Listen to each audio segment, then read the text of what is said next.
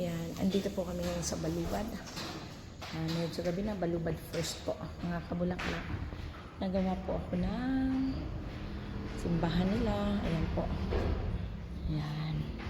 Ayan po mga kabulaklak. Ayan, mga ginawa ko po. Para po sa kanilang piyesta, sa kanilang kaarawan ng poon bukas. So, ayan po. Ito po yung sa karosa.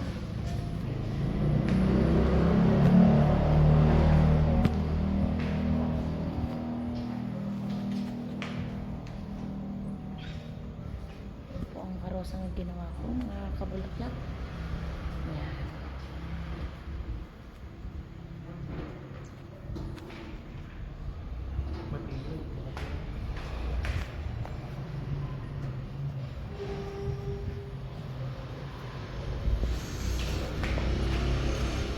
Ayan po yung kanilang pinaka-altar. Ayan po yung kanilang pinaka-altar.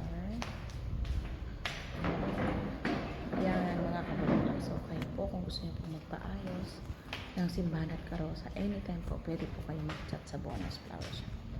Magandang araw po. So, yan po. Isineset up ko na po yung altar. Yan. Ginamitan po natin ng dahon na fishtail. So, makikita nyo po yung assorted flowers. Yung pong white po ay radius, kung makikita nyo po. Radius po yan.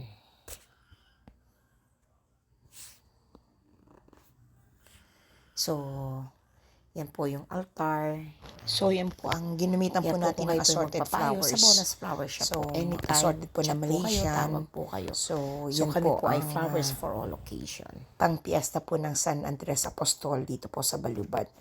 So, yan po, ginamit natin ay may yellow, may white, may pink, may green, may red. So, yan po ay, lahat po ay mga Malaysian moms po. So, nakita nyo po. So, ginawa natin garden style yung harap ng altar, pati po yung sa baba. At the same time po, dahon po na ginamit natin ay fishtail at saka anahaw. So, ayan na po. Yung karosa po, inumpisahan ko din. Ganun din po ang ginamit ko. Assorted na flowers, assorted po na Malaysian moms. So, anahaw po at fishtail din po ang dahon na ginamit natin. So, sandali lang po yan. 4 sides lang naman po yung pinagawa at saka yung pong gitna lang po ni San Andres Apostol ng karosa po. So, para po sa kanilang kaarawan. Dito po sa Balubad First, Silang Cavite.